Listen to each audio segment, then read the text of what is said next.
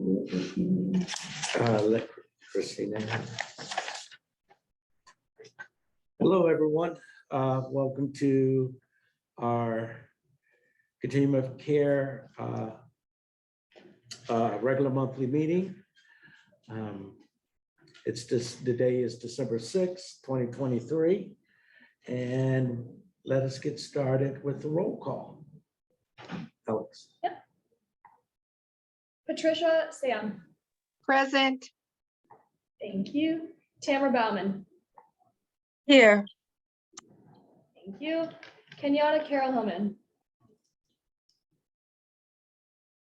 Lise Castro. Here. Thank you. Jaja Floyd. Here. Marvin Futrell. Here. Antoinette Lambert. Here. Thank you. Dorsal Plants. Ruby Romero. Here. Thank you. Martha Sassarosi. Here. Thank you. Christina Sawicki. She said she was in the waiting room. Attendees. Was that a here or in a waiting room, you said? Check the waiting room. Yes, she sent me a text saying that she was in the waiting I room. don't have a waiting room. In the attendees list. Yep, I'm working on promoting her. Okay, thank you. Okay, thank you. I will add her as present. Sherry Tillman. Galena White. Present. Thank you. With 10 members present, quorum is met. Thanks, Alex. Well, once again, welcome everyone. Next is we do a land acknowledgement. Christina is going. Christina is doing. Is she on? She's there. Christina? Yes. Oh, she's here. Christina, Christina, you're on mute.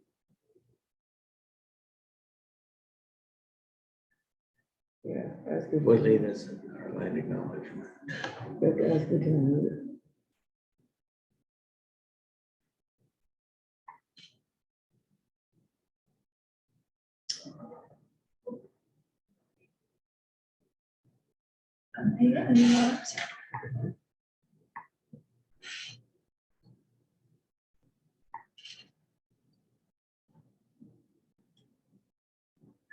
Christina, are you there?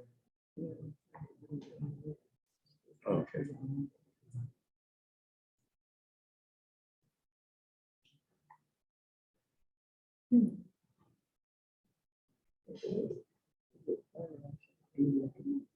That's right here. Next.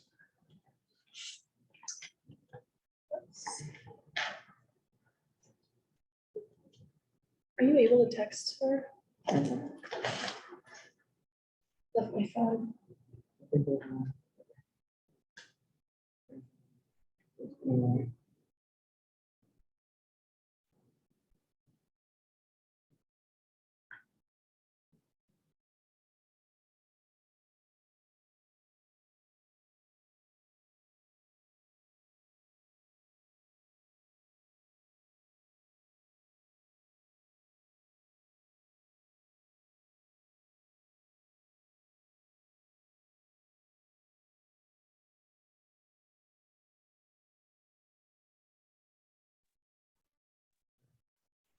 We still want to work that piece. Christina, can you hear us? Okay. Marvin? Thank you. As always, we want to acknowledge, as we have over the last 3 years, that we do this work on the lands of the Duwamish, the coastal Salish tribes that make up the other areas of King County, and that this work is in the face of the blood that was spilled by our indigenous ancestors that we still have not yet reconciled in a good, meaningful way. I do this land acknowledgement in an attempt to always make sure that we remember what brings us to these spaces and what should always be at the forefront of our system responses in our work. Along with that land acknowledgement, I am always moved at this time to acknowledge those who will no longer be here to receive responses developed by our Continuum and or our agency's efforts. To date, we've had 301 deaths.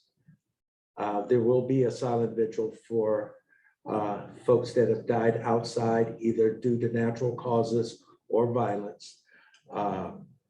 Thursday, December 21st, starting at sunset at City Hall. It is those deaths that give us, this, hopefully, the urgency, a sense of urgency at resolving the work that we do. So that will take care of my land and people acknowledgements. Next on our agenda is an agenda review. And before, Marvin, before you do your agenda review, I'd like to make a motion after talking to members of the board to amend the agenda to add the COCGC so that we can talk about it today on the agenda. Do I have a second? I I don't quite second. hear that. Oh. I'll Could you- second it. Oh, sorry. There is a motion to add the COC's meeting with the general committee as a discussion, as talking points as part of this public meetings. Do I have that Right. correct? That's right.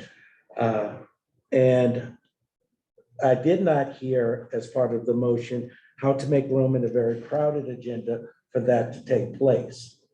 I asked that we, it was brought to my attention that if the ask was for the ombudsman to be a special meeting and move the DC in on this agenda. Okay. So I'll repeat the motion before, and then look for a second. The motion is to add the COC's meeting with the general governing committee to the agenda to develop the talking points for advisory and move the presentation from the ombuds office to a special meeting, giving them not only public access, but our undivided attention. Is Yeah. there a second? Seconded. I started discussion before I asked for a second. My bad. Is there a second? Second. Well, wait, but didn't we plan to have the ombuds office? Are they here right now? Are they here on the call? They are here on the call. So- We will be asking them to move their presentation to another meeting that will be I set up for that. I wonder if maybe we could just extend the meeting a couple minutes today, if that's a possibility. I could, if there's a quorum that could stay for that amount of time, or anybody that's interested, or we could set up a special meeting to talk about the governing committee. Is that, I make a motion that we set up a special meeting to talk about that. Like the talking points, maybe? If I'm hearing correctly, board member, from the board, the one thing about setting up a special meeting to talk about the talking points is that we don't have a lot of time between now and our meeting with them. We have the convening on the 19th, the meeting with the governing committee on the 21st. So the motion as it stands was to create a special meeting in the new year to hear from the ombudsman and have that discussion in a public forum for our advisory comments to the governing board today. Is the ombuds office okay with that? Hopefully, I now have a second and we can open it up to discussion, and that's a fair question to ask. Tamara seconded. Tamara, second. So I'm opening the floor to discussion. So why don't we start with Ruby, board member? Romero. Yeah. Sorry if Romero. I'm out of order. Sorry if I'm out of No, order. no. I'm just trying to keep track of it all. Yeah. The question is asking if the ombuds office is okay with that? Yeah. Okay. Yeah. Is there a member of the ombuds office here that might be able to speak?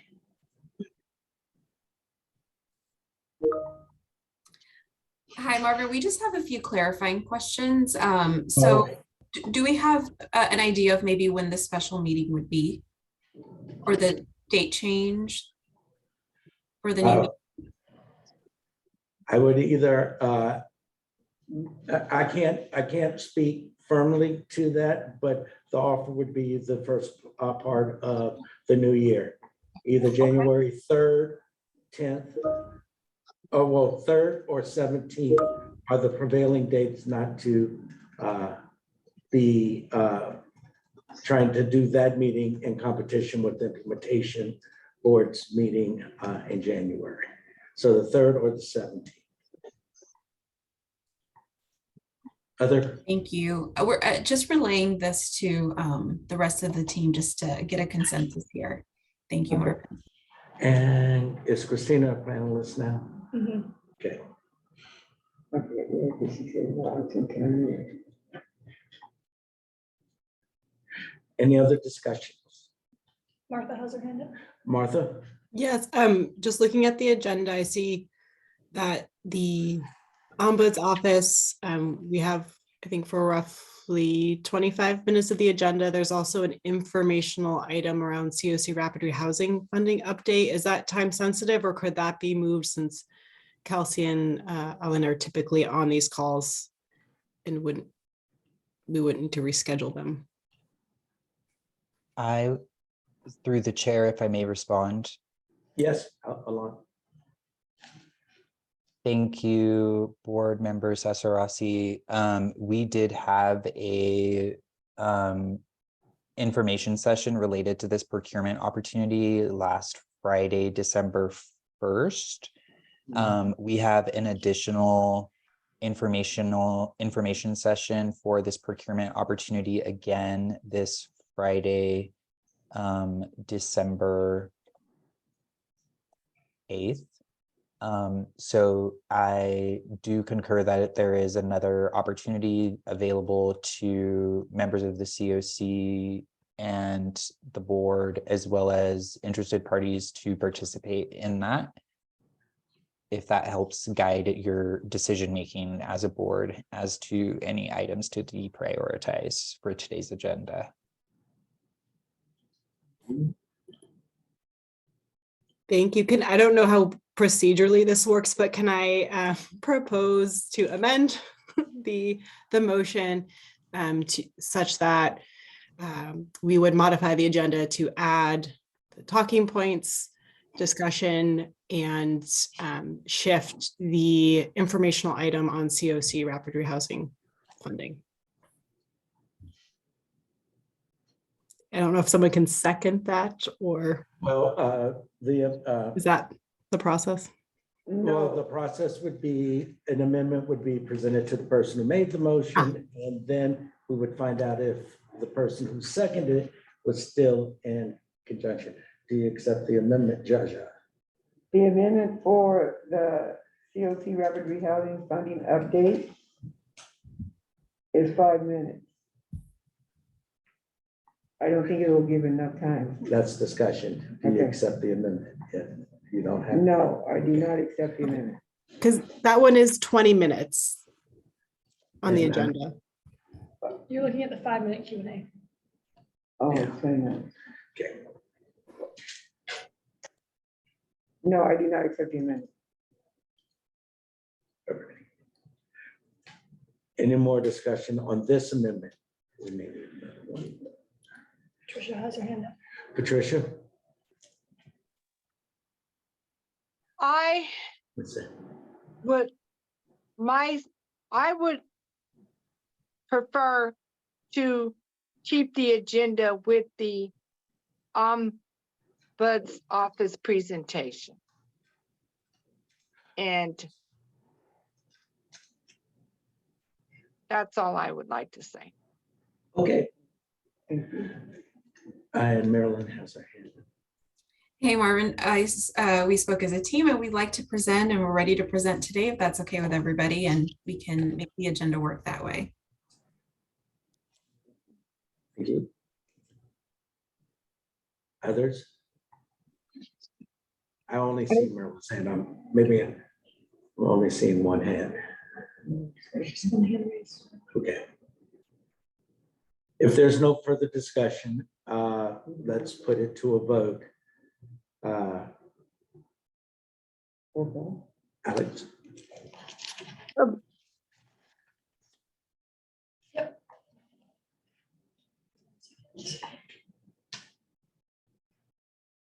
Okay, putting it to a vote. Tricia Sam, Opposed. Opposed? Yeah. Tamara Bauman, Approve. Kenyatta Carol Himmon, Approve. Lise Castro, I'm not clear on whether this vote is to go with the ombuds presentation, to go forward with, Christina clarified that the captioning is not clear on what the vote is, but if y'all are able to clarify, then Christina and I can both vote. I'm happy to reshare the motion. The motion is to add the continuum of care GC talking points for our meeting on the 21st to the agenda. It is us, that motion also includes asking the ombuds office to do their presentation either in the special meeting or at our next general meeting. It would be the 3rd of January or January 17th. Okay, yeah, if the ombuds folks are here today, I would prefer to listen to them while they are here today and honor their time. I'm not clear on whether that would be confirming or abstaining, or but that is my vote, to honor their time. Isn't it? Okay. Thanks. Zsa Floyd, Approve. Armin Futrell, Yes. Antoinette Lambert, Yes. Dorsal Plants, Ruby Romero, I don't approve. I would like for them to speak today since they're here. Also, it's nay on this one. So can you clarify? It seems as though people are not understanding what the vote is. The vote is, if you approve the vote, you're saying that you want to add the amendment to the agenda by the board and to have the ombuds present in a special meeting or sometime in January. If you oppose it, then they will not present today. Or they will present today, I'm sorry. Right. They'll present today if you oppose it. Yeah, that's what, well, I would add, I mean, I would like to honor their time because they have had this pushed back before, I believe. And also, I just feel like maybe we could add it to the end of the meeting if it's important to people today. We could just focus on it after. We could just extend it. I don't know. So Okay. I oppose it. Thank you. Okay. thank you. Martha Sacerosi, Oppose.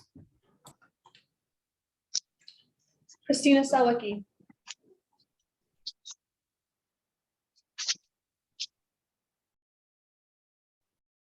Christina, if you're talking, you are muted.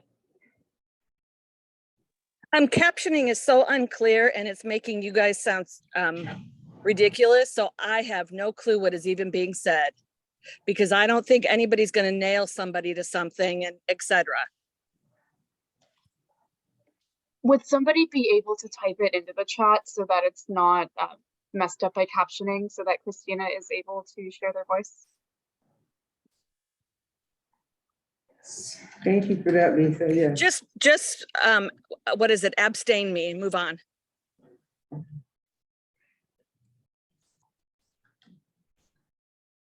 Sherry Tillman.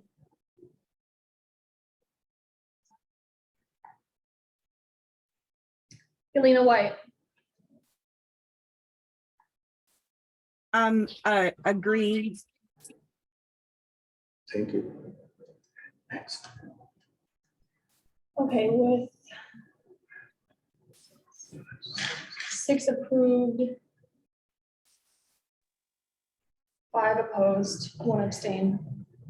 The motion's passed to replace the Ombuds Office presentation today with the COC GC talking points.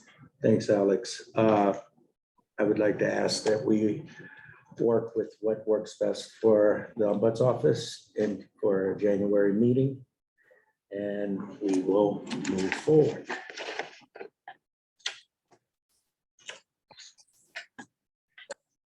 So next on our I'm so agenda- sorry.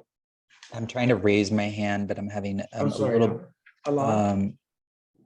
just a quick question and acknowledgement. I just want to, on behalf of KCRHA, thank my colleagues at the Ombuds Office for arriving to this meeting today extremely well prepared and for engaging in numerous internal planning discussions among your team, as well as alongside the KCRHA programs division to be here and ready to have a meaningful discussion. And I just wanted to recognize your hard work. Thank you. Thank you. Thank you. Yeah, thank you.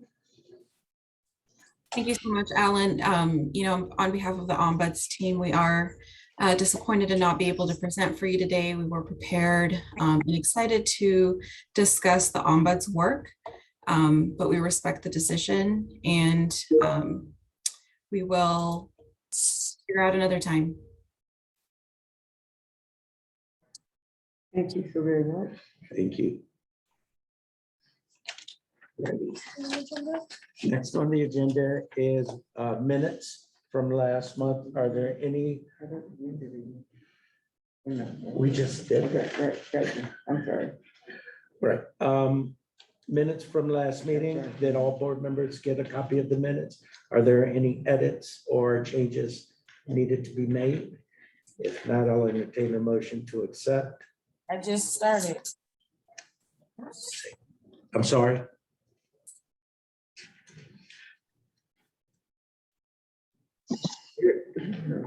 Second. Thank you, Ruby. I will go through the names. Please let me know if you approve or oppose. Patricia Sam,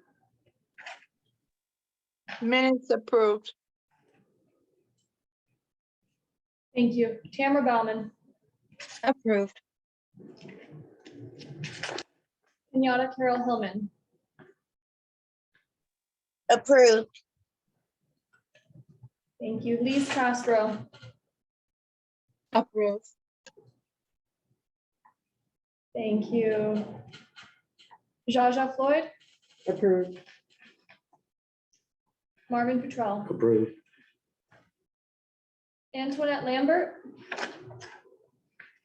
Approved. Dorsal Plants,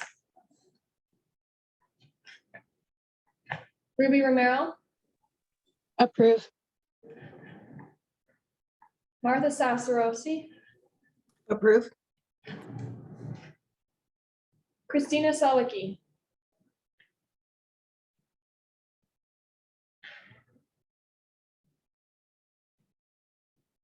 Christina Selwicki, do you approve the meeting minutes from November's COC meeting? Moving on, Sherry Tillman, Approve. Helena White, Approve. they are approved. I Thank believe, you. I believe Dorsal is in the attendees. And I don't know if we captured Christina's vote in the chat. We didn't. And Christina's is in the chat. Thank you, Christina. Yeah, just want to document that my KCRHA email is not included and there is no invitation to this meeting on the email I'm required to use for the COC board. And I have a picture that documents that that invitation has not been sent to this email I am required to use. Thank you. Hey, Dorsal, that should have come from Eli's email address in the Zoom link. He sent it to my personal email. Okay, all right, sorry about that. Thank you. I'm glad that you made it. I can forward this to your KCRHA email now if you'd like. Please. My We're gonna- understanding is it's required. It is my understanding that if we send out a process note asking people to use the KCRHA email, that all communications actually get sent to those emails. It's not a back and forth, it's not a discussion. Thank you much for allowing us to be aware that that was not the case so that we could make the correction.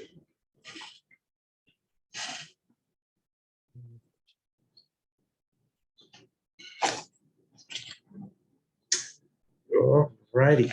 That brings us to public comment. As always, public comment for our board, it will be taken throughout the meeting. Hopefully there's a staff person that will monitor the chat and or if folks join us late. But at this time, I'd like to open up public comment. And do we have anyone attending that would like to make public comment at this time?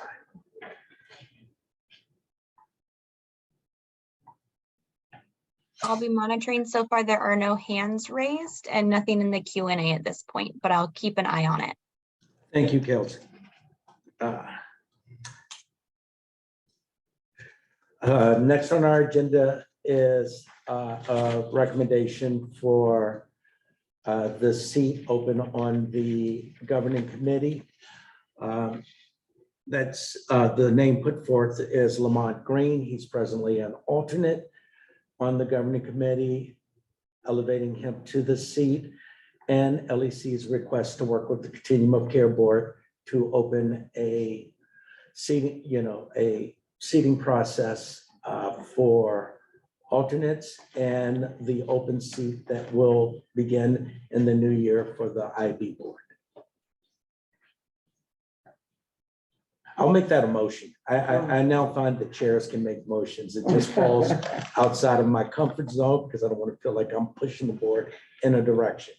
So I will motion that we accept the appointment of Lamont to the governing board seat from alternate, and that we work with the LEC in the upcoming year to fill alternate or supportive role positions on both boards moving forward. I second that motion. So now we have a, Discussion. it's open for discussion.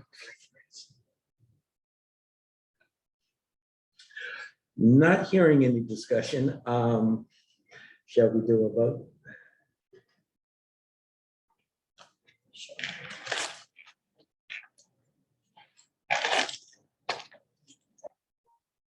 Want to repeat what the vote is for? Elevation of Lamont Green to the governing board seat where he's presently an alternate. Second part of that is hold on, Patricia, I'm gonna get to you. I was trying to make sure she records the motion. The second piece was the COC board working with the LEC for seating alternates for the other boards in the beginning of this new year. Patricia? Thank you. I'm unclear of what we are to vote on. I did hear Lamont's name. I'm not sure if I know Lamont. And I just want to clarify, what am I voting on before I make a,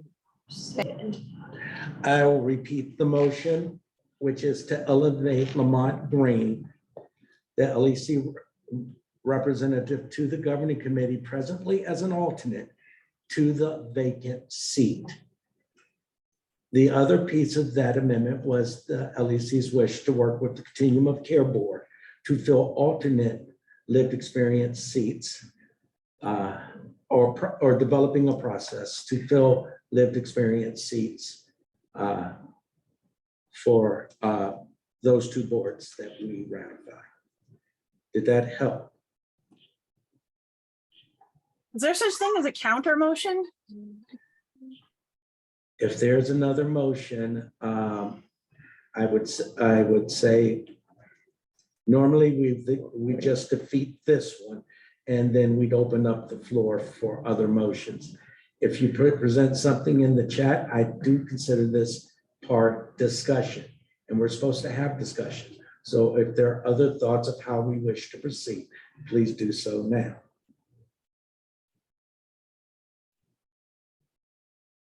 Yes, Galena?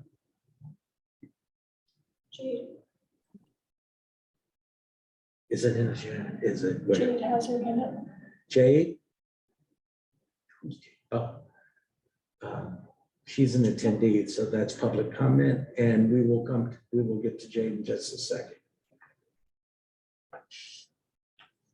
Lamont Green, and I'm gonna answer Patricia Barnes-Sam's question, Board Member Sam. Lamont Green presently sits on the governing committee in an alternate seat for lived experience. The lived experience is asking us to elevate that, or their recommendation is to place him in a seat on the governing committee and then work with us to develop filling alternate positions or how other seats will be made, which is a request that is echoed from earlier this year by board members. Mr. Chair, Yes, Dorsey. I would like to make a motion to table this motion. It appears that there's more conversation and more education that needs to be had before we can make a vote. I second that. May I recommend trying to divide the two motions? I will offer that we want to take a step back. There's a lot of discussion now. Much of it is not about the motion as presented. Respectfully, I Mr. Chair, will there's a simply motion to take the table. motion off the floor.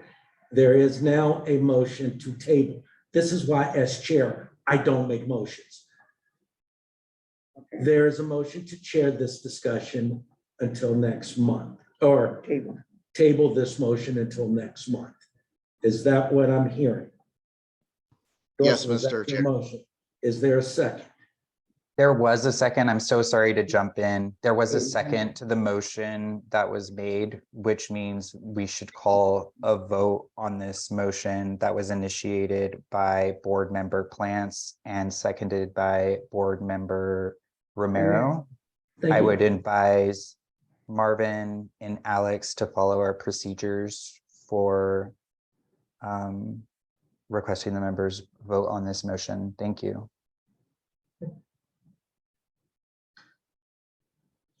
Is there any further discussion on the motion? It's my understanding that what just happened was you offered Lamont as someone that we should promote to this position.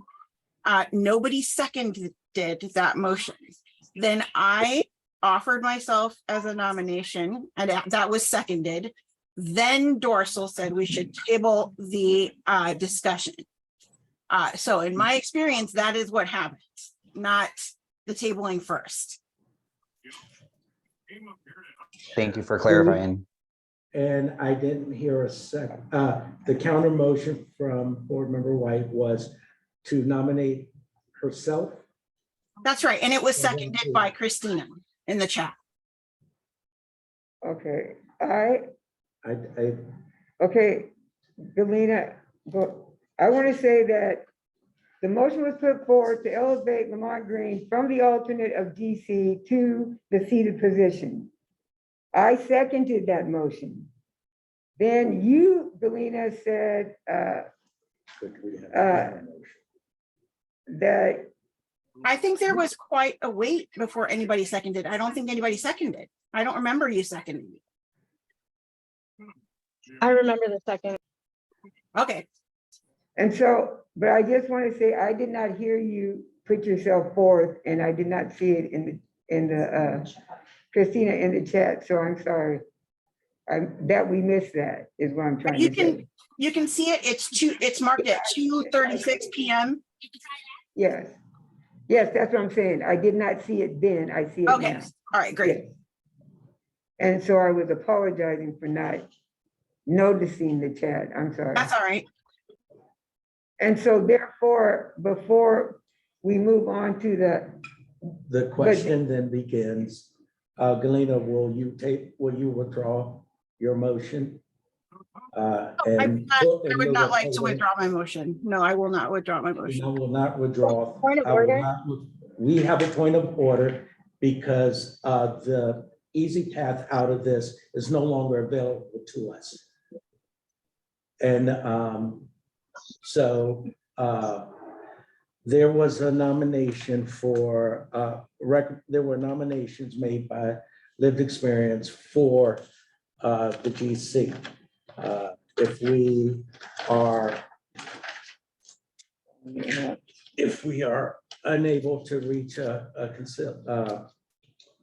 consensus today on their recommendations, then I say that we move forward with Dorsal's recommendation to table it so that we can have meaningful discussions on how we plan to see people carry out our job given to us by the ILA to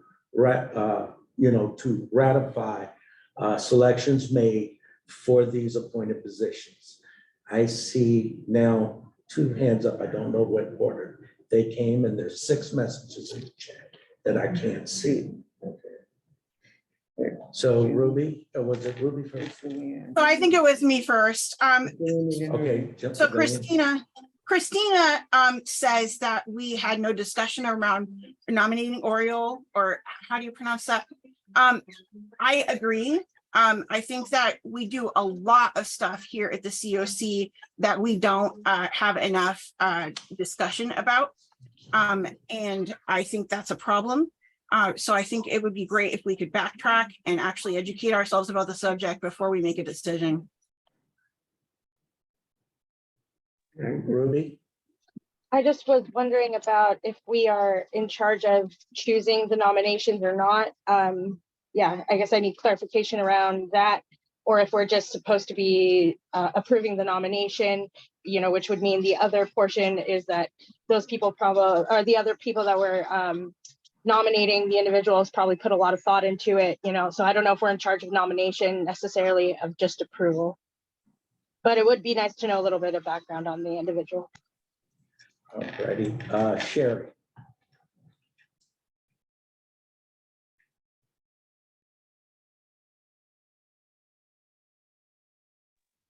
Yes, so I guess, so what do we, I guess, where do we go from here?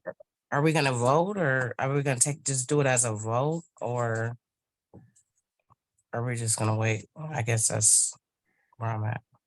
So it's my understanding that the ILA, our recommendations for seats on the Continuum of Care Board are ratified by the Implementation Board.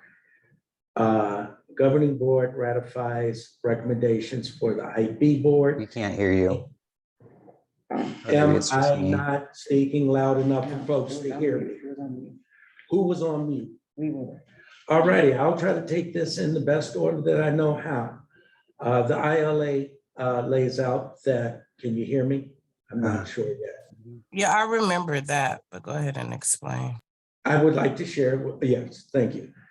The Implementation Board ratifies recommendations for the COC ratifies recommendations for the GC, and the GC ratifies recommendations for the IB. That was one. The first piece, the next question that seems to be open is there has not been a formal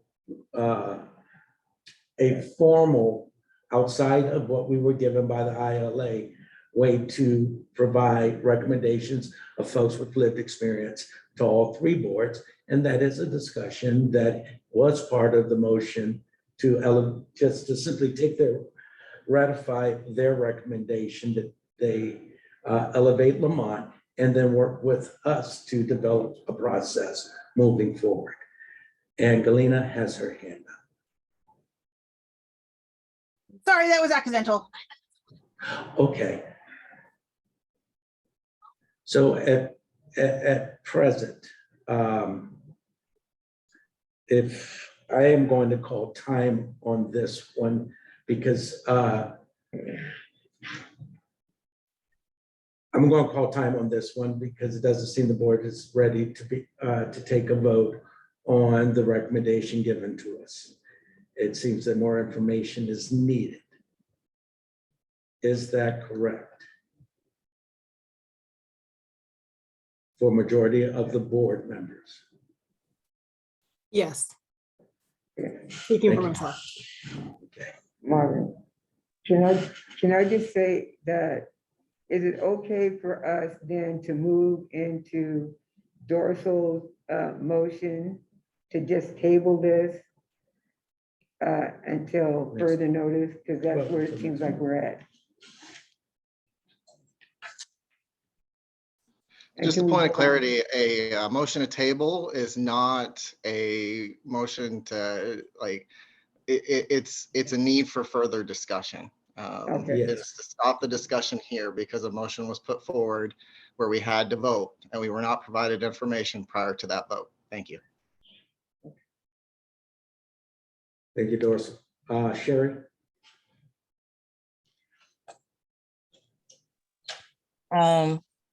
I disagree, but I do understand maybe some of the new people don't know, so yeah. Any others? Yeah, I know whenever the King County YAB was basically replaced, I know that our board was largely in opposition to that decision. And I know that Lamont was the main person one of the three main people who signed off on that decision. So yeah, it is not something that I agree with at this time.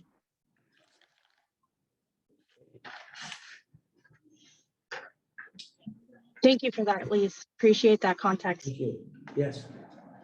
So moving on, we will table that. We can bring the recommendations back next month.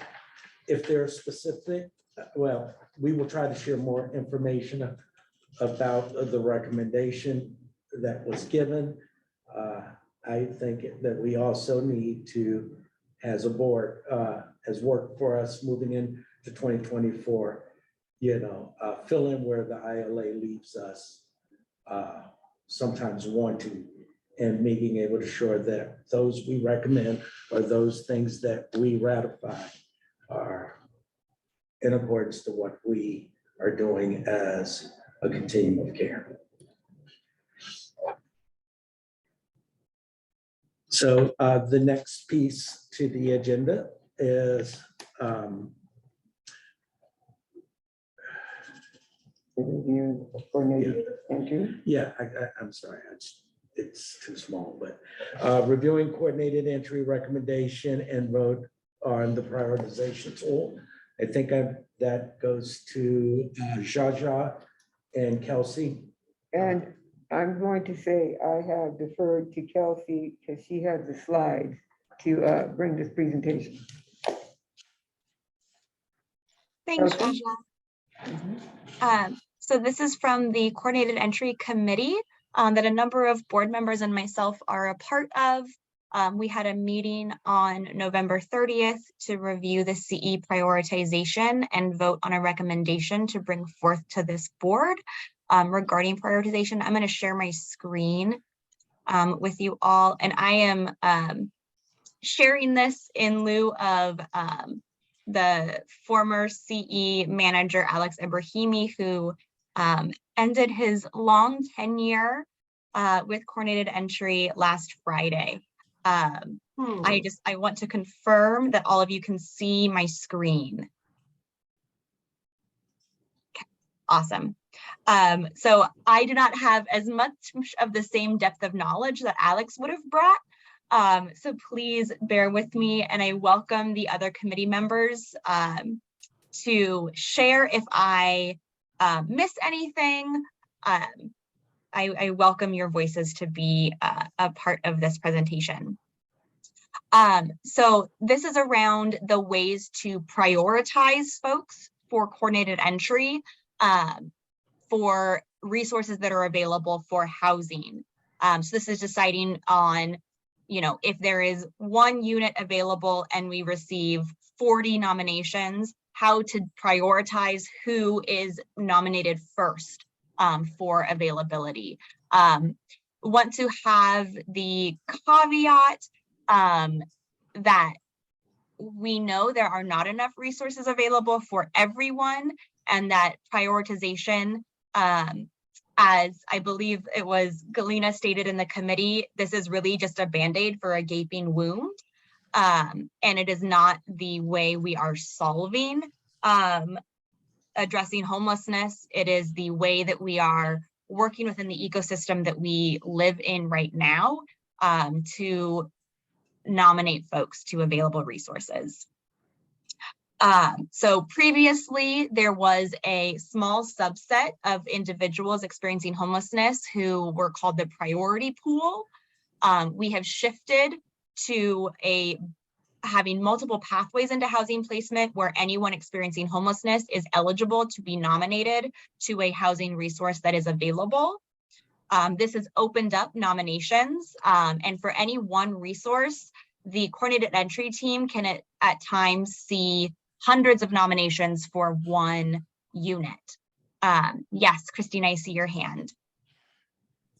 So when you say anybody, can you clarify? Anybody can, so I can nominate Fred next door, or are you saying service providers can nominate? Could you just clarify what that means for me? Yes, thank you, Christina. Happy to.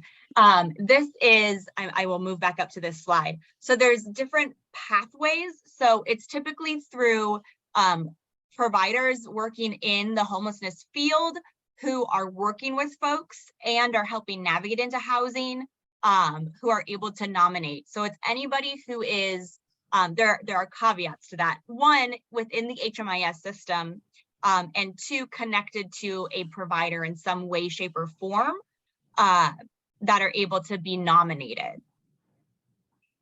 Thank you so much for asking me to clarify that.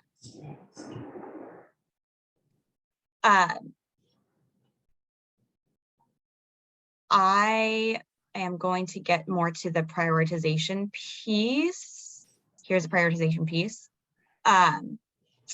So with the prioritization, the shift that is being put forth is to look really at administrative data.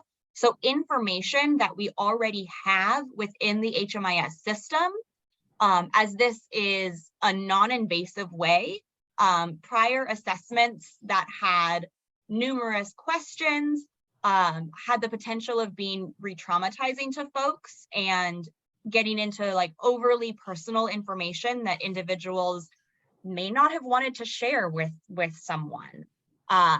Administrative data is already collected by folks, and iteration means that if we change the prioritization mechanism in the future, because we already have the data, we do not need to do a system-wide reassessment of people with any changes that come about. And this is a way to also create more equitable outcomes through using available data. Previously, we were using COVID prioritization as of October 2020. And this was doing prioritization of individuals based on the following risk factors: age, race and ethnicity, gender identity, pregnancy status, and then medical and behavioral health conditions. And I will note that the medical and behavioral health conditions were through partnerships with medical and behavioral health databases. So we were able to get the information from those databases directly. Currently, because the COVID prioritization and the health emergency has been declared over, we no longer, as a homelessness prioritization coordinated entry, pardon me, doesn't have access to the medical and behavioral health databases for prioritization. So this is informing the proposed prioritization. Currently, since we are no longer doing COVID prioritization, the means to prioritize and essentially kind of tie break and decide who to nominate to a unit is based on 3 factors: self-reported length of their current episode experiencing homelessness, survivors who are fleeing or attempting to flee DV, sexual assault, stalking, and those who are unsheltered. So that's currently what's happening. The challenges with the current prioritization are lack of equity. So we are not considering individual nuance, and length of time homeless as a determining factor really can vary. And there are challenges of having accurate data and information regarding that piece. And I saw hands for Dorsal and Christina. I took mine down because I'm waiting to see the next slides. Okay. Christina. I have, maybe you want me to do it at the end, but I have concerns because my case manager for the state of Washington, who is my intensive case manager, who spends about 10 weeks for me, my homeless case manager, would not be able to, how did you put it, recommend me for housing based on the criteria you gave. So what about those of us that don't have that have case managers that are outside those systems? I don't need another case manager that's gonna just add to my challenges. I see a concern there. And Okay. I would like to see that concern addressed. Not necessarily today, but it's got to get addressed. Yep. I really appreciate that. I know a number of folks who are on our coordinated entry team are on the call. That is not work that I hold, so I will make sure that those who are doing that work, that gets elevated. I think that is a really, really important point regarding access, Christina. Thank you so much for elevating that. I am going to move forward. So this is just a quick snippet to look at the impact of the proposed prioritization. And I think before I go into drafts, I want to go over what the proposal is, and then we can look at the graphs, because I think that is telling information. So first, I want to talk about the prioritization that is being proposed and was voted on as a recommendation from the CE committee. So the prioritization is coming from the by name list, which is the list of everyone who is experiencing homelessness in our community from the HMIS system. And the ways of prioritization would be based on the following information. The primary would be based on age, race and ethnicity, gender identity, and pregnancy status. There's a secondary tier, which would be those who are survivors currently fleeing DV, and a tertiary looking at those with the current length of time in the current episode of experiencing homelessness, and then the number of episodes of homelessness within the last 3 years. This also gets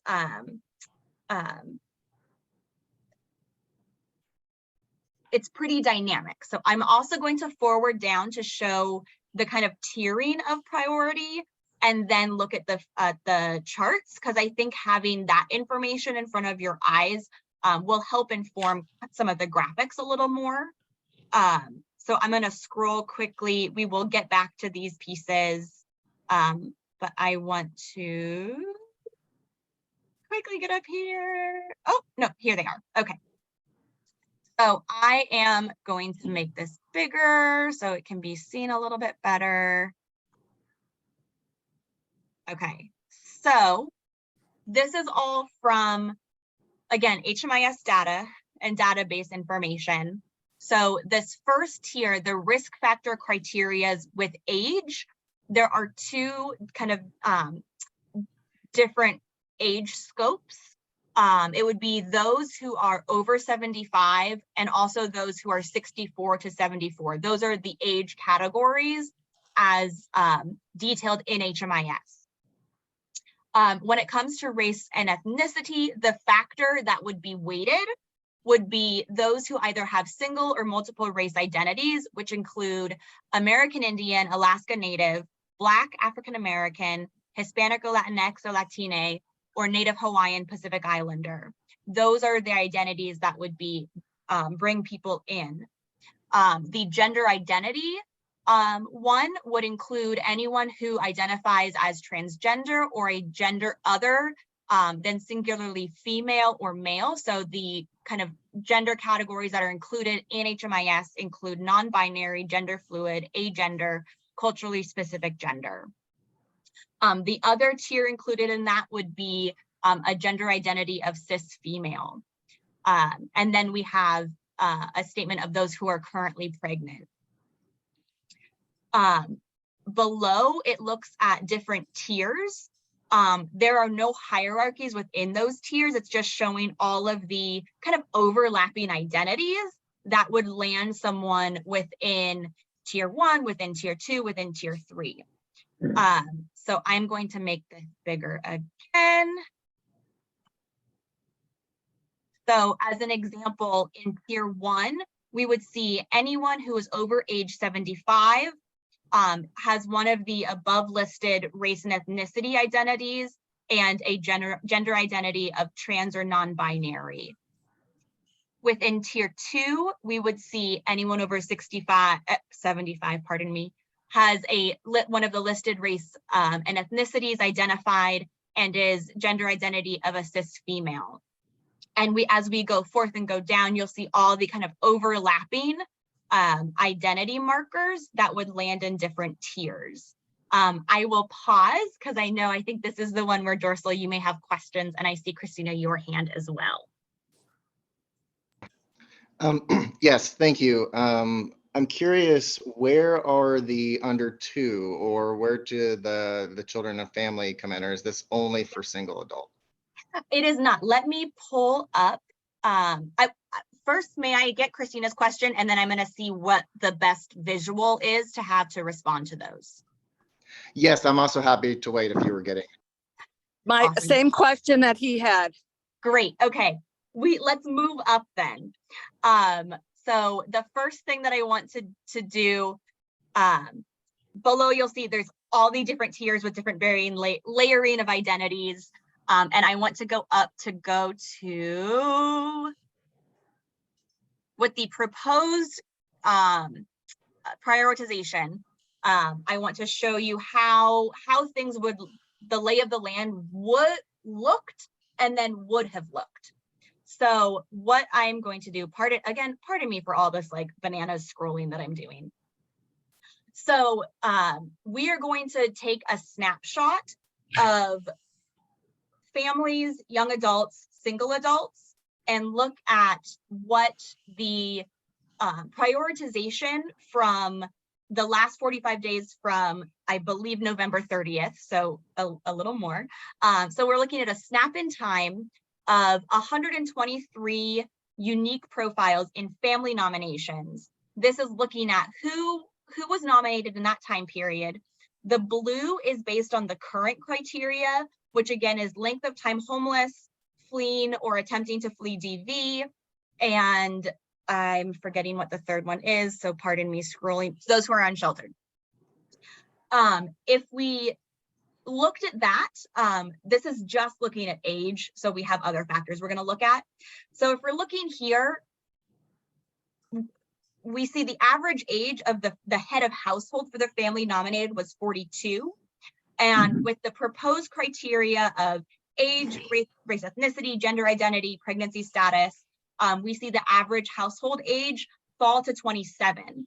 And from looking at the data, and again, those who were on the committee, and if there are any folks on the CE team who want to just correct me, the age of 27 shows us that there are many younger heads of household who have younger children and are currently pregnant.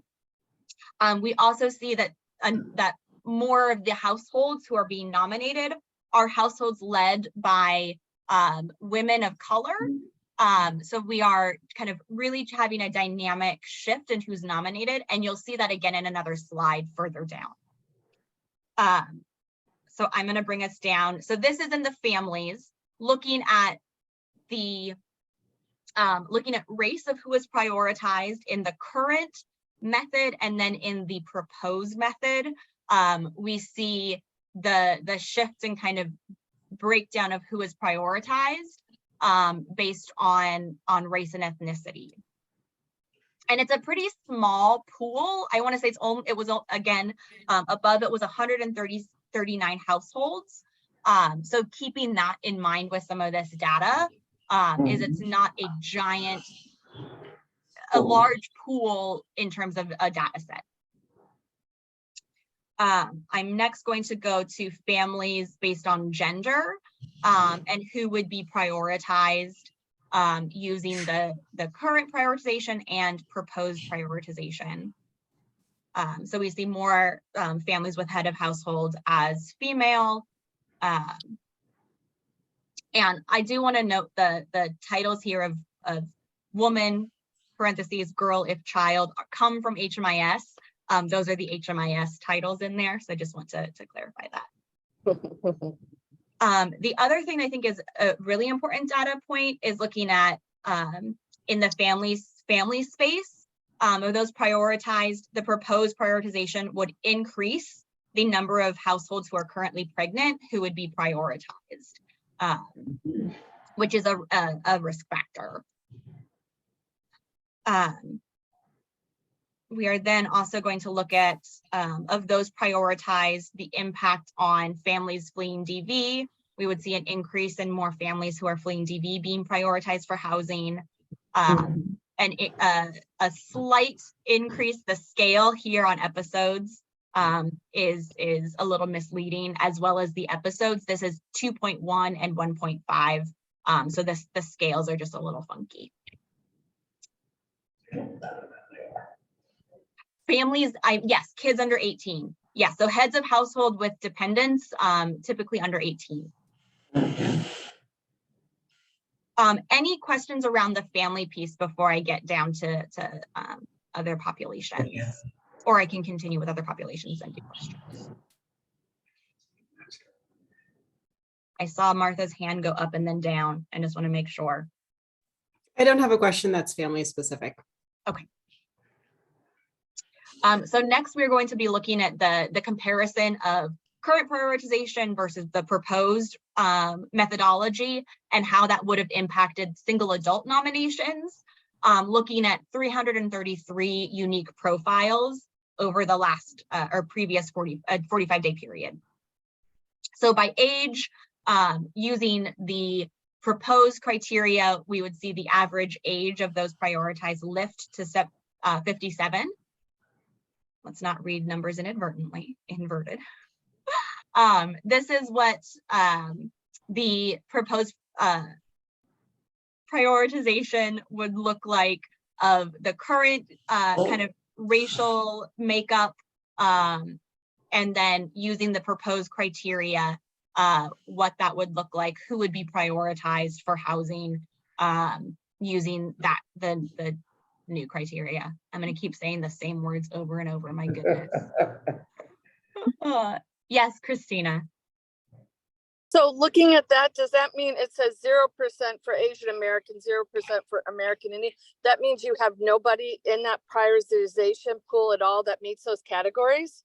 In the last 45 days from the sample set, there were no individuals who were included in that sample set. So that's where those zeros come from. I had that same question as a committee member when we talked about this. And it was due to the number of households that were nominated in that 45-day window. Now, does that show that there may be, we're not reaching the groups that can prioritize those people or have those clients within their clientele? That is a question I don't have the information to answer. So I will make sure that our CE team gets that question to be able to provide that information. Yeah, because that concerns me as a COC member, that we see nobody in 45 days. I don't know if you others feel that same way, but I do. Yep, I think that is a very important point, Christina. Yeah. Right, I'm gonna move us down to be looking at gender of who would be prioritized. So with the current, we see overwhelmingly male identified individuals being prioritized for housing. And with the proposed criteria, we see an increase in those who identify as cis female and trans non-binary be prioritized for housing.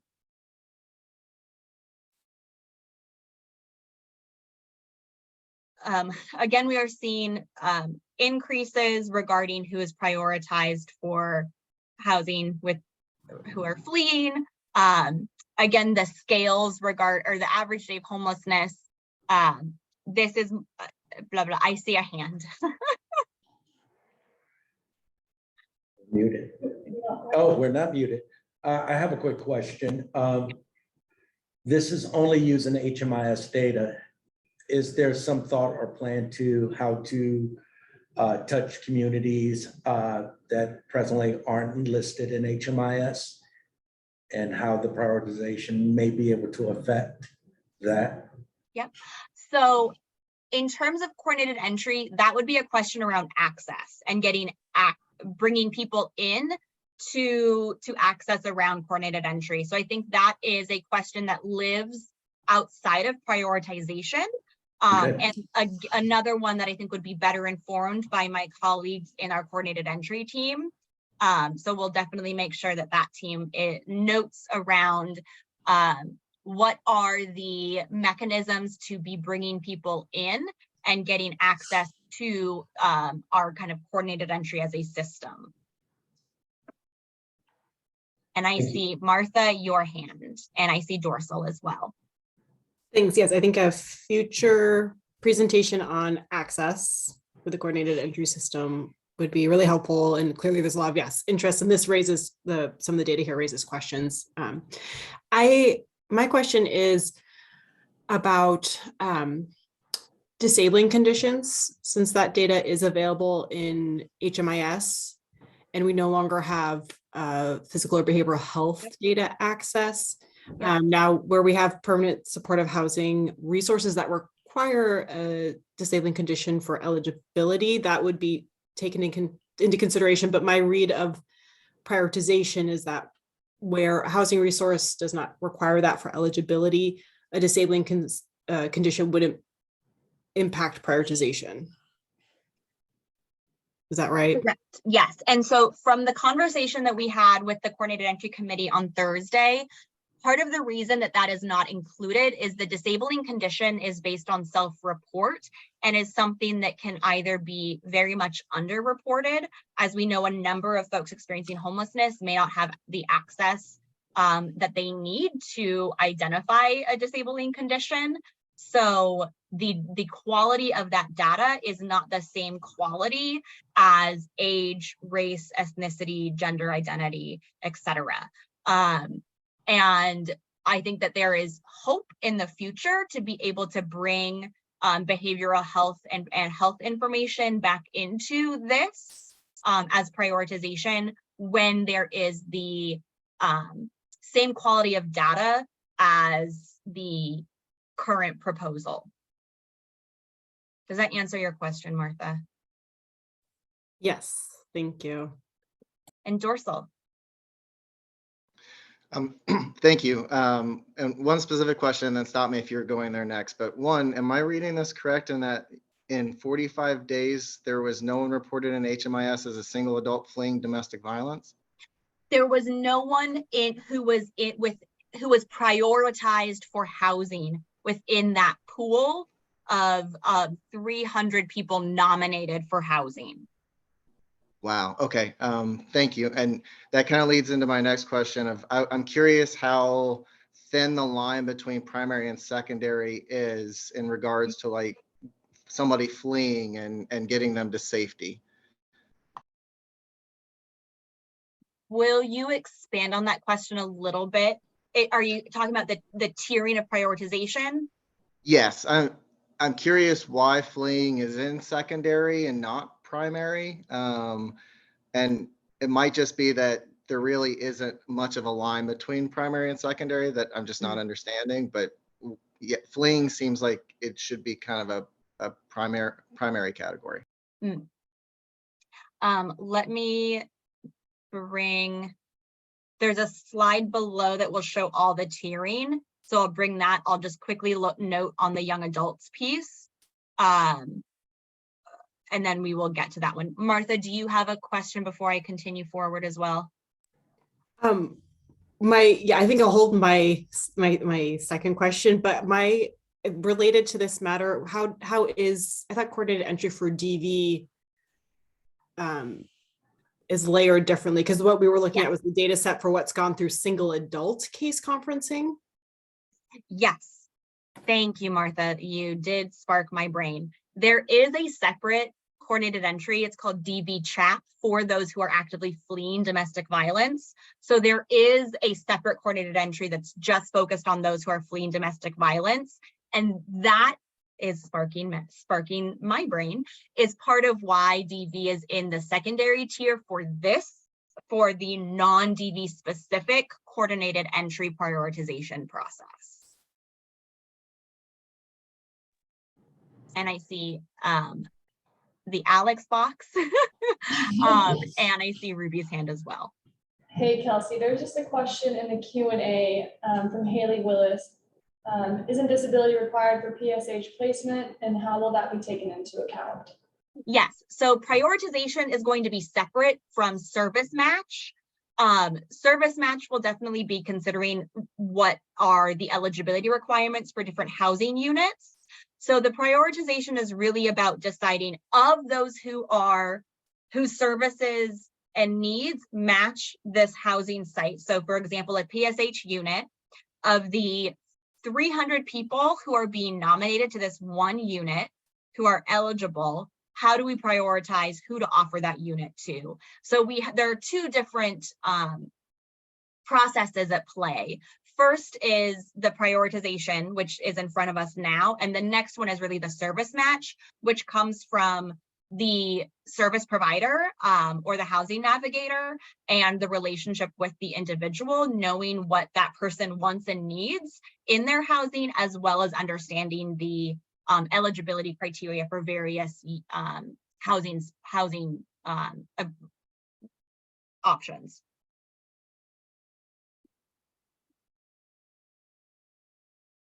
Ruby. Oh, thank you. I just wanted to uplift and kind of let anybody know who's listening right now that might be trying to seek domestic violence housing, that they, need to be pretty specific on when they are asked about being in danger, or else it can disqualify you if you say that you've walked away from a situation. So I think fleeing needs to be defined better, because I was turned away from housing because I said I wasn't in danger any longer, because they didn't know where I was. They didn't, but I was still homeless, so, and still fleeing domestic violence, but I said the wrong thing. So I just wanted to kind of uplift that and let everyone know that there's a lot to be said about changing the language and making it more specific. Thank you. Thank you, Ruby. And Martha, I see your hand. Yeah, if this is an okay time for my other question, and certainly you can leave it if you want to get back to some of the key points of your presentation, Kelsey. I was just wanting to ask the question where protected classes had been a point of concern in terms of using them as a basis for making decisions about access to housing resources, just where I think at some point maybe there had been some TA provided by HUD to our community. Just, I guess, yeah, asking the question of, are we able to use protected classes for the purpose of prioritization? Pardon me. And based on the TA we've had, I believe that Alon's hand is up, and I think Alon can answer that with more clarity than I can. Alon, maybe you're answering this. Thank you, Kelsey. Thank you, board member Sasarasi. I greatly appreciate your question and clarification just from a compliance and a fair housing vantage point. I just because of the sensitivity of that, we will at a future meeting when there is a proposed vote, this is just an informational update today from Kelsey Beckmeyer. We will ensure that we share that sort of written backup documentation to assure members of the COC board that we have official approval. Today has a vote attached to the proposed prioritization tool. It's on the agenda, and if the board wishes to move on with it, I will be looking to staff to see that we do not fall short of any requirements as we move from one year to the next and be absent of a prioritization tool for coordinated entry. It is good work that was done. We need to figure out its next steps. Thank you very much. Unfortunately, I cannot endorse a vote because, as board member Sasarasi has saliently noted, that it is essential that we have written backup documentation from the U.S. Department of Housing and Urban Development and/or federal TA partners before we approve something to ensure that we are in compliance with local, state, and federal fair housing laws. Thank you. Fair enough. And is that, hopefully we captured that in the chat. So if this is an informational, this is just information for us to consider as we move forward.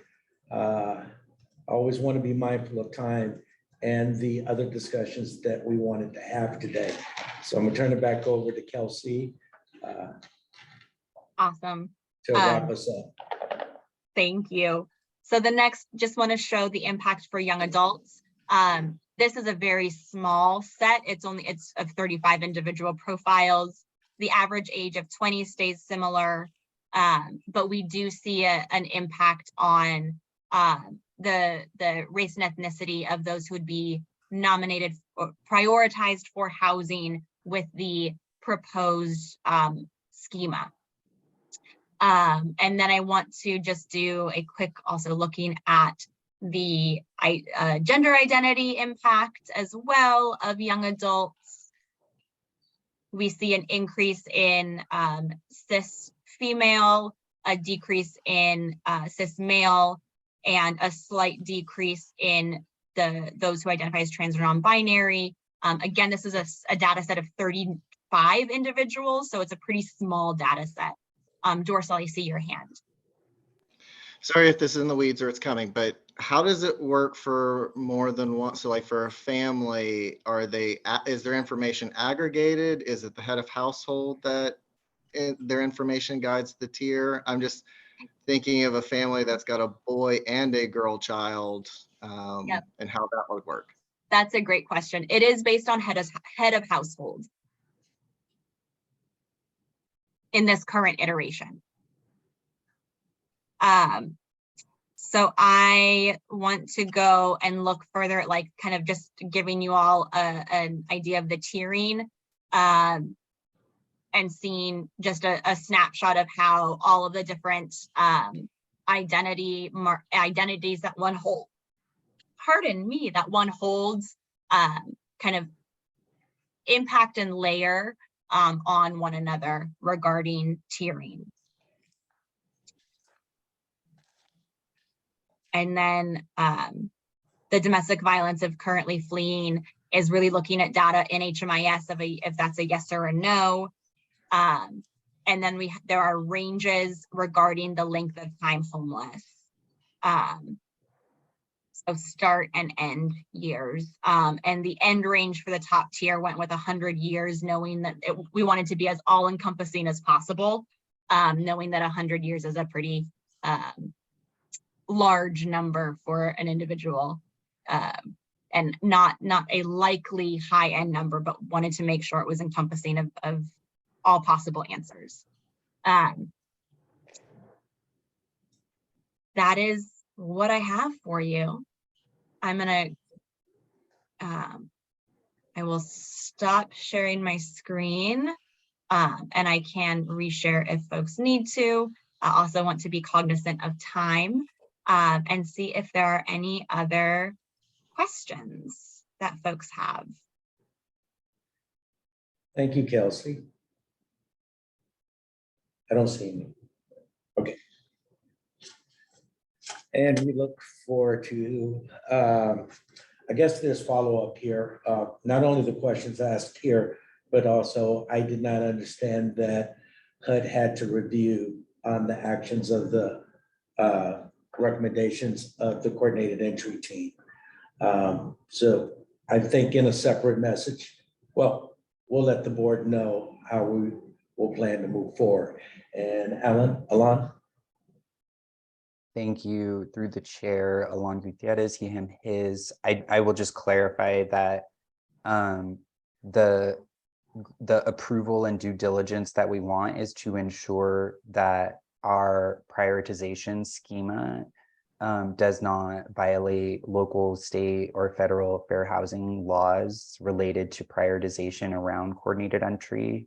You are absolutely correct that we do have the jurisdiction through our CE, through our continuum of care, to design and develop our coordinated entry system, including prioritization process. However, because our process is unique and traverses into just other sort of local, state, or federal laws, that is the due diligence that we need to do in order to just make sure that, you know, we're not opening ourselves up to any kinds of liabilities around this.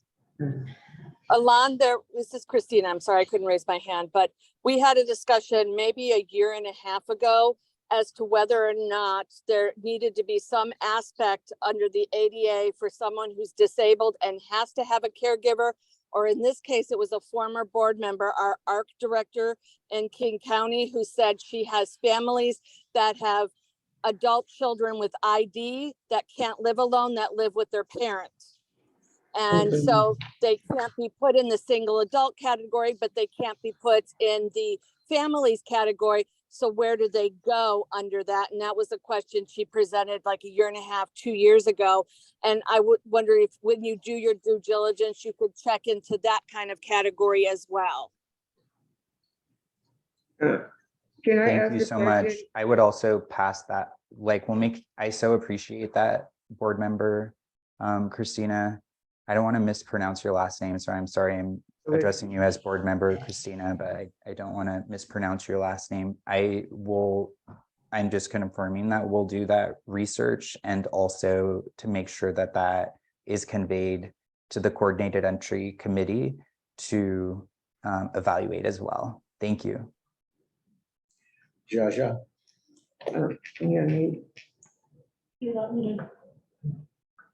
Oh, yeah, Christina, what is ID?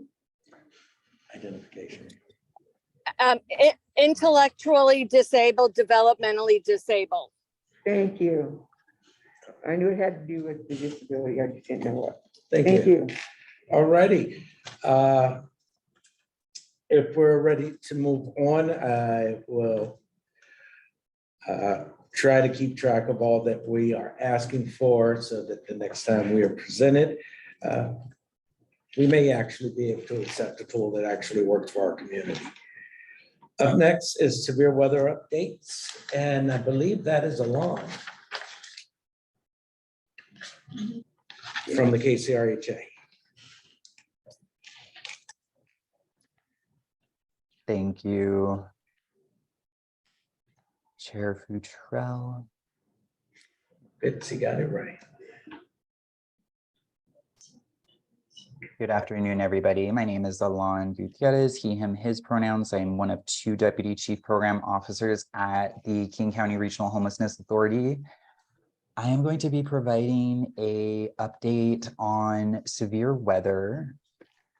And please bear with me while I get my slides up and also coordinate with Zoom. Thank you for bearing with me.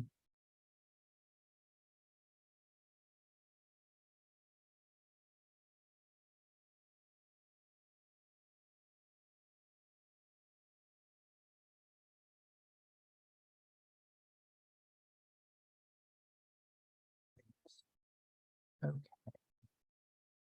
So just starting out here, I just wanted to start with the basics. What is our role at the King County Regional Homelessness Authority as it relates to severe weather? You could see here that it's our responsibility to provide an emergency system of services, including opening safe short-term emergency day and nighttime shelters and coordinating outreach to unsheltered people. Internally at the King County Regional Homelessness Authority, we have a team that oversees the severe weather response and the 6 stages of our ongoing response that comprise this body of work within our agency.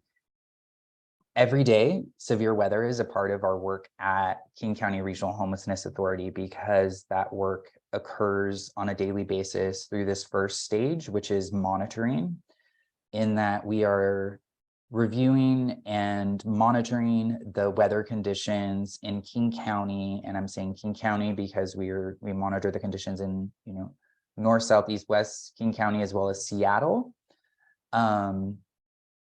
If we do begin to notice that there is intensifying weather conditions, whether those are related to heat, cold weather, rain, snow, smoke, or other severe conditions, those are the primary ones that we monitor. We then have a tiering system, which I will review next, to evaluate if we will activate one of the 3 different tiered responses. Once KCRHA makes a determination that we have achieved one of those thresholds, then we move into an activation stage, which internally we begin to convene daily meetings among ourselves. We engage with our funded partners for severe weather services. I'll get more into that as well.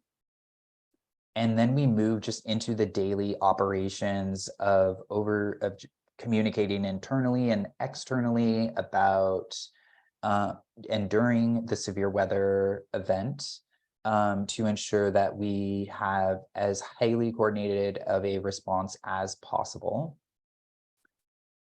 Once the severe weather event ends, we have a deactivation phase where we aggregate all of the amazing work that has been done during a severe weather activation, thanks to our incredible nonprofit partners and city and county government partners, among many others, as we are deactivating and rounding up all of that data and then communicating that the activation has ended. Finally, following each activation, we do have a debrief where among KCRHA staff, we are always trying to discuss and reflect on what could have gone better during a given activation. Those are our stages of response. Here we have highlighted the 3 tiers for a winter weather response. I'm not gonna go through and sort of read all of these, but I will just pause here so you all can see this. I would be remiss to not acknowledge that the last week has presented in dynamic and intense weather conditions. And I will say that I have been monitoring the conditions on a daily basis, and we have been very, very close to hitting that tier 2 threshold almost every day. And I just want to acknowledge that I know that everybody here right now cares deeply about how winter weather in King County impacts the folks that we are so deeply committed to and who bring us all together in this space right now. That it's scary and it's painful to know that there are folks who we all care deeply about who are outside, and that we can't bring everybody inside, just generally, and especially during these winter weather events. I'm going to move on to my next slide. Excuse me, I just wanted to flag one of the board members was not able to see the slides. If we could just spare a moment, maybe zoom in. Oh, I'm so sorry. I can't see the chat. KCRHA staff, I'm Just kindly describe requesting. it. It's Christina. I cannot read captioning and slides at the same time. So Understood. if you could just say what is on there, you don't have to read what the word is, but tell me what the slide is. Ensuring that my presentations are accessible to all members of the board as well as the public is a priority for me. So I will read these slides, and thank you for coming off mute, board member Christina. So our tier 1 is daily high temperatures of 45 degrees or below for 3 days. Real feel, so it's you know, if it's raining out, we're sort of in a tier 1, but it's sort of that day-to-day outreach survival supplies that our nonprofit partners are doing on a day-to-day basis.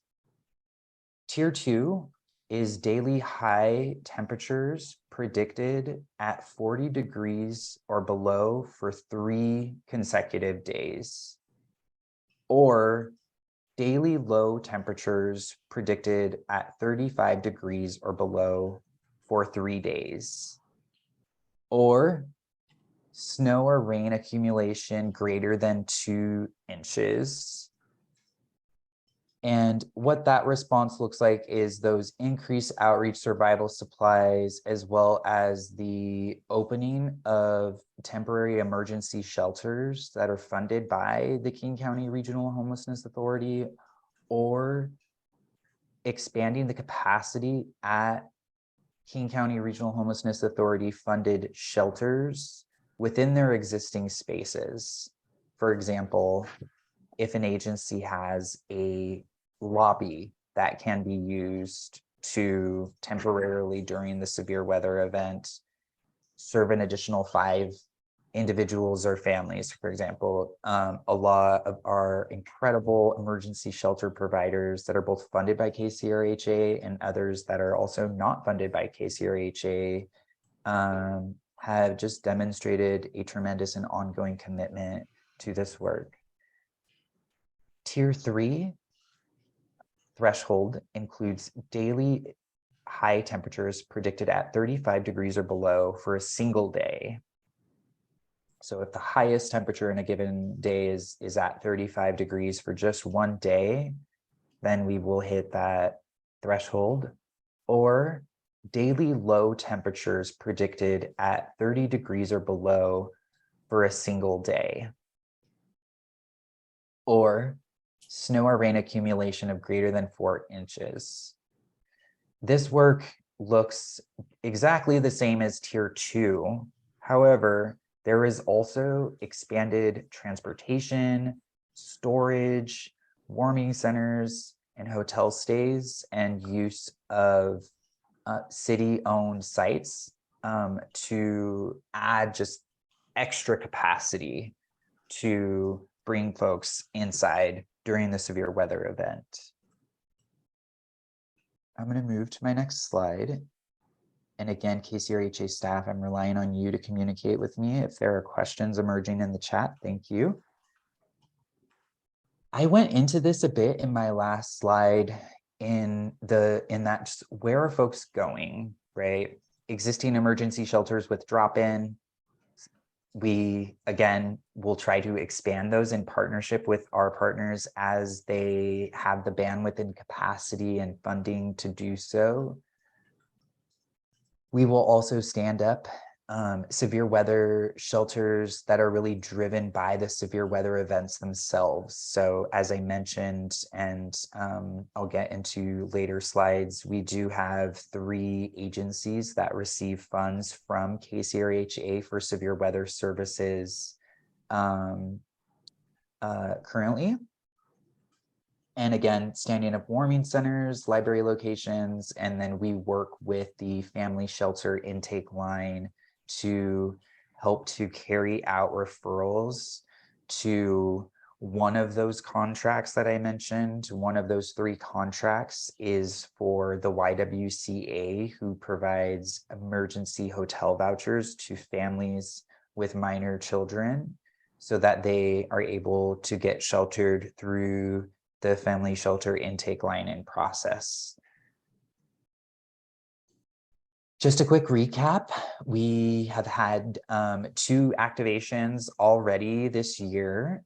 We had our first activation in late October. These were the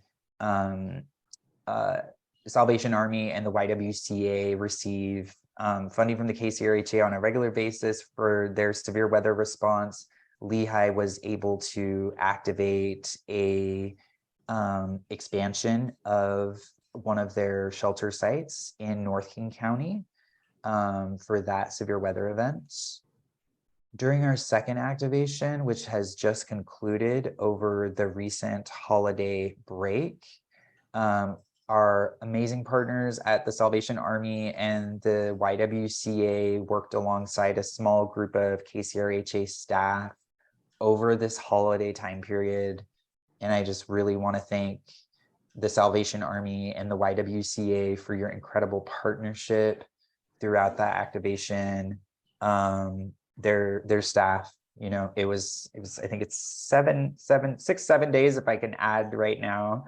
And it was, you know, intense over that holiday weekend. So just really want to give a special shout out to our providers as well, who also supported the response, not just YWCA and the Salvation Army.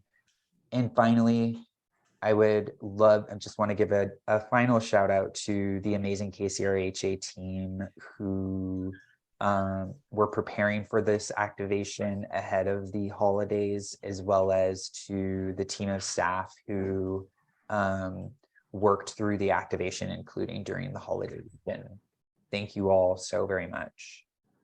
Hey, I Alana. imagine that you may have questions about number of households served during the first and second activation. I will make sure that those are added to the slides, and I apologize for omitting that. And I think somebody said my name. Hi, Alana. Marvin just has his hands up. Christina has her hand up also. My question is very simple. It was a wonderful presentation. It is a lot of information we've been shared with before. The concern is with 75% of our county being rural and 38 different areas, which some do receive emergency services and others do not. What is the plan of the KCRHA to create a region-wide system response so that everyone that is we have left outside has at least some option during severe weather?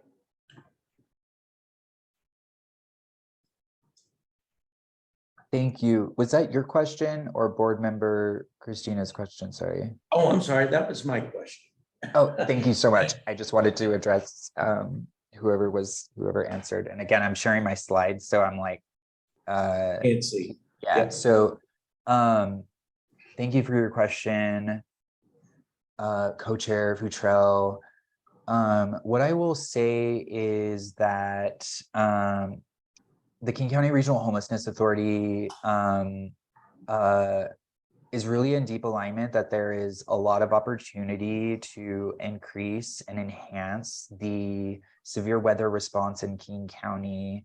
Particularly, you mentioned rural communities and just shoring up as much as we can during our severe weather activations. I will say that we agree, and we are presently very constrained by the funding and resources that are available to us. Currently, our funding goes to 3 providers right now who, again, continue to do tremendous work. We also provide supplies, funds for our existing emergency shelter programs. We have staff working on this scope of work and really coordinating this response. To your point, Co-Chair Futrell, there is a lot more that we can do. And as it relates to our next steps and focus, we are really trying to put a pen to paper on a budget, on a staffing plan, so that we can really tell the story to all of our various funders about all of our hopes and dreams about what this response can look like, because this is it's very serious and it's scary, as I mentioned earlier. And a lot of these events, it's there's a risk of loss of life, and we care deeply and are extremely concerned about that. And so we are taking responsibility for listening to our partners, like all of you on the COC board, as well as our nonprofit partners, the people we serve. We've received a tremendous amount of feedback already in 2023 in my short 4 months or 3 or 4 months since I've been here at the RHA. And what I'll say is, I think we're all aligned in so many more ways than may be obvious. And so in my next slide, I'm going to share some of those next steps and sort of strategies in hopes that I begin to demonstrate our alignment with all of our partners. Thank you. Hey, Alon, before you move forward, Christina has her hand up, and I do have a question in the chat from Courtney.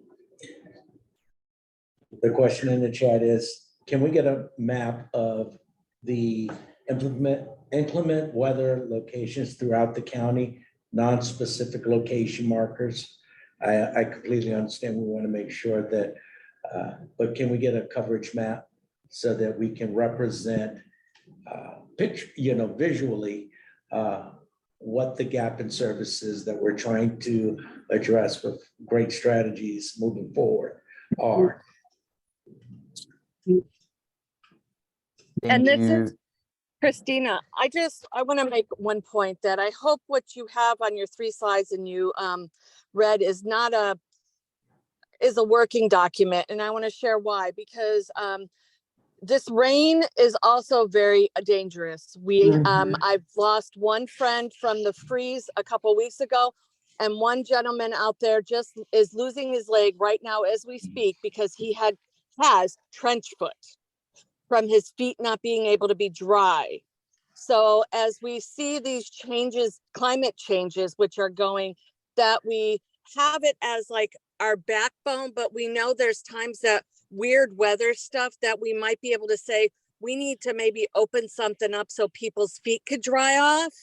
And having that aspect. And also another comment is, maybe we need to have before you guys took the role, we had this role over at the public health department. We were doing a lot of the weather stuff, and I really see an opportunity to have like a committee on this because, you know, I've lost 5 people in 5 years that I've known pretty well, to weather stuff.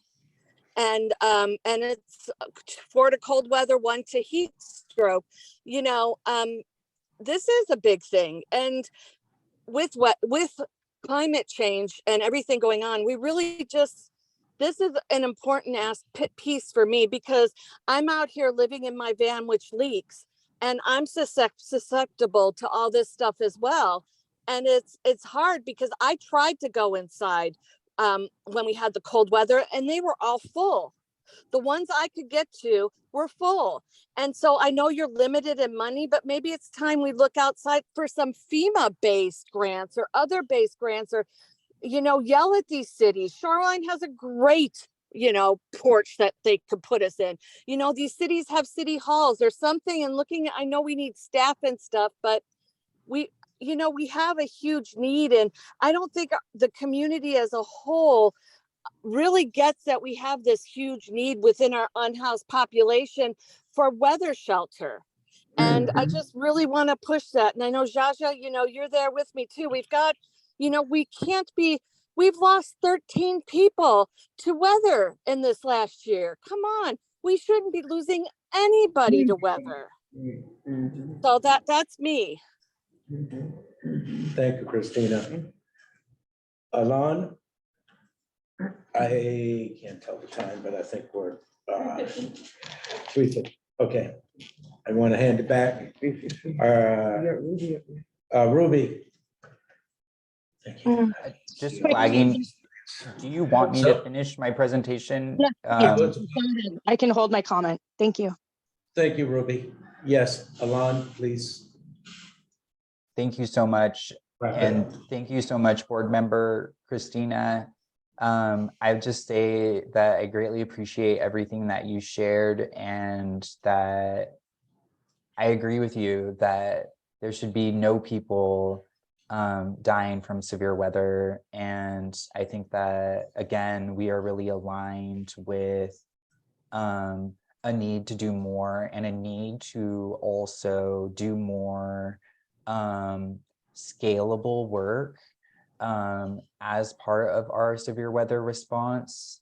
One of the things that I just want to highlight that I haven't talked about, and something that we have heard from many of our partners, is shifting to seasonal shelter expansion, where, like, when winter hits, like, it's cold, and then right, and then it's going to rain, and then maybe it's going to snow, right? And so it's a time period where, I think, to board member Christina's points, right, like the having seasonal shelters, it will add capacity to what's available during the winter. For example, speaking to just the moment that we're in right now. And it's also a much more sustainable response. Our current process, right, is like we're monitoring the weather, and this is because we don't have sufficient funding, right? So that sort of leads into the next piece, which is we are, again, to board member Christina's point, you know, in alignment that we are very eager to do everything that we can to bring in new funds to better resource this response.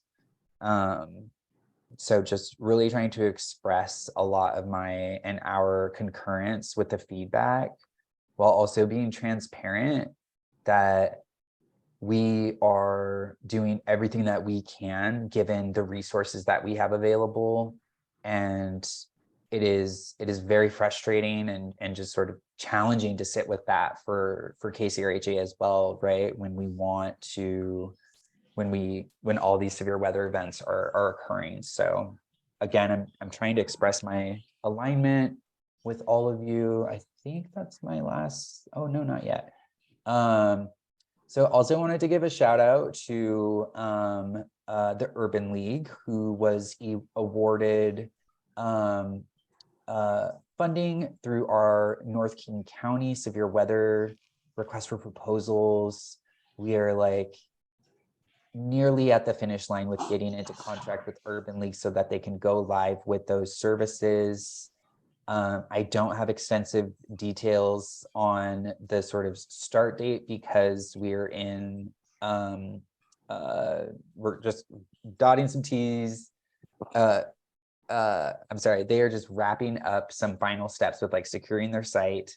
And we will share more at a later date if you would like, but they are working very hard to secure their site, and more to come on that front. And I will also just say that as the severe weather lead at KCRHA,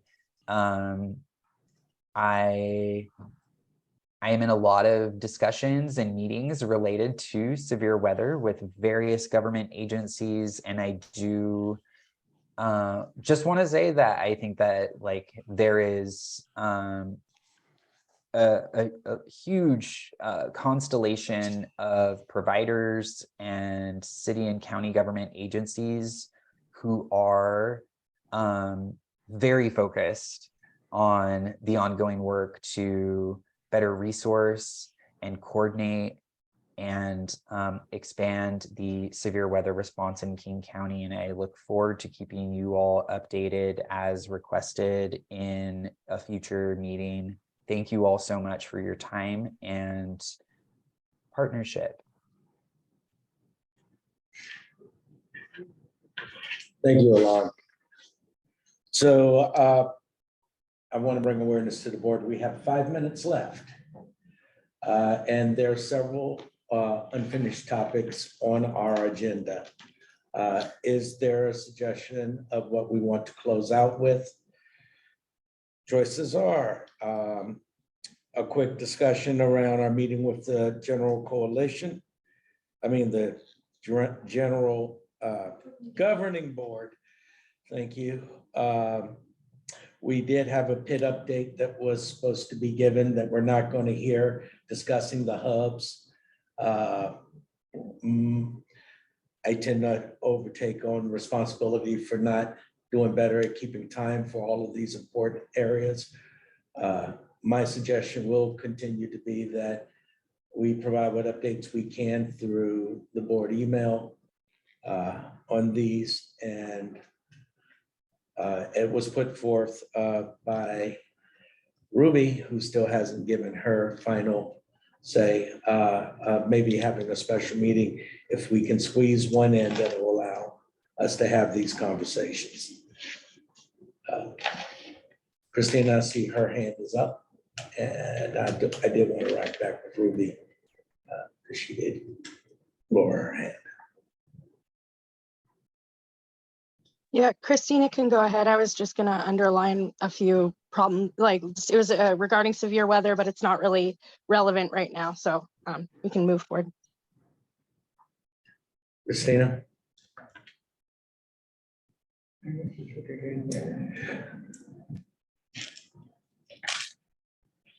Okay. Can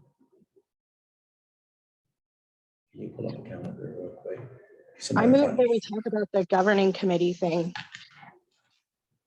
Okay, and then we have. Okay, thank you. Mallory said in the Q&A that if Christina, if you have NKC shelter questions, that she's happy to discuss more with you after the meeting. Thank you, Mallory. I don't have a calendar. It's hard for me to work from this. Yeah, the calendar.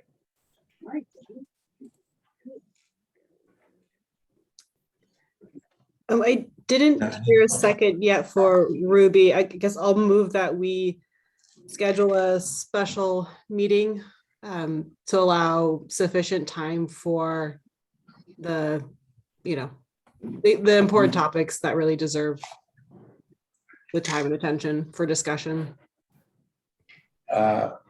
Well, my thought is one option may be a morning meeting next Wednesday. I don't know how that works for folks.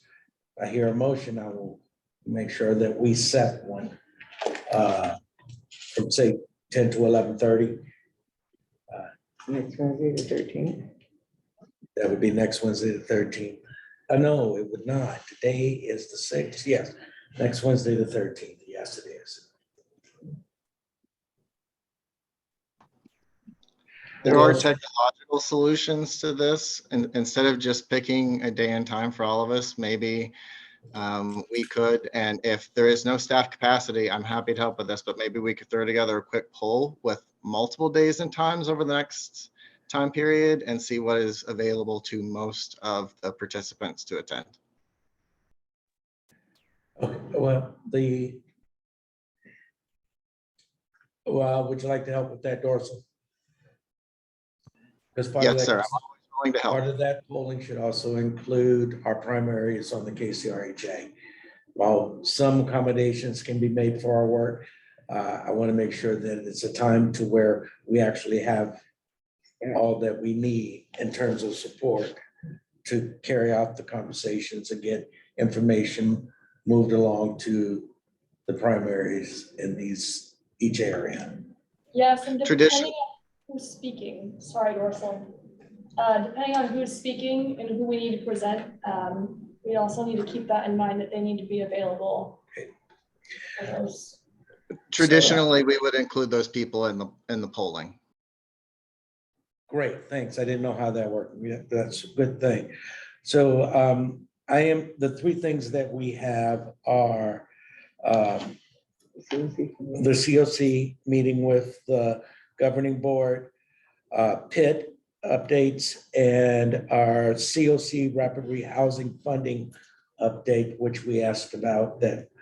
So I think three things. I think if we give 90 minutes, we can cover them all. And Sorry, through the chair, just to clarify, I think I gave the COC rapid rehousing update. I may have misheard you. Oh, I didn't hear. when did you give that update? We didn't hear. The COC rapid rehousing request for proposal update. Yeah. Yeah, we didn't hear. Did you Oh, share wait. the date? Oh my gosh, I was like looking at the slides and so I thought I did it. I am so sorry. I'm like have these slides up and I'm like, I did this. That was very embarrassing. I apologize. No worries. Honestly, I would recommend that if folks are interested that you attend our information session this Friday that is already scheduled rather than scheduling an additional special meeting to reiterate that information, which we have publicly shared twice after this Friday. However, we defer to you as the COC board if you would like to have us present. Alon, can you tell us what time that is on a Friday?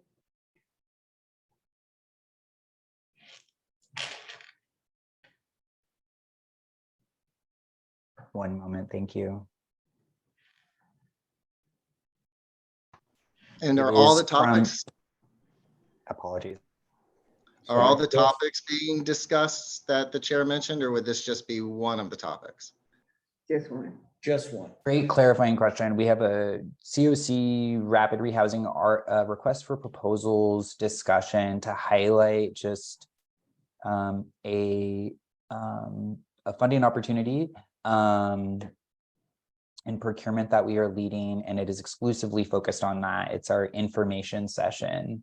It's scheduled for this Friday at 1 o'clock. Just double checking, sorry. It is from 12 to 1 p.m. Yeah, again, I am happy to come back. I also do want to acknowledge that we are at time, and I am committed again to giving that update. Apologies for getting confused. Either at a special meeting when KCRHA staff are able to sort of attend. So I think we need to coordinate that offline, or folks can attend the session. And to answer your question, Martha, the answer is yes, related to the recording. Yeah. Well, thank you. It's 4:03. We have gone a little longer than normal. We will seek to work with board member plants to coordinate a time for a special meeting before we meet with the governing committee to go over rapid rehousing requests. Talking points for our advisory role with the governing committee and PIT updates before we launch into the new year and that project takes full flight. Is there anything else for the good of the order? Thank you, everyone, for coming today. We appreciate it. Thank you, staff members, for your hard work in this effort. Goodbye. Goodbye. Goodbye. Thank you. Thank you. Goodbye.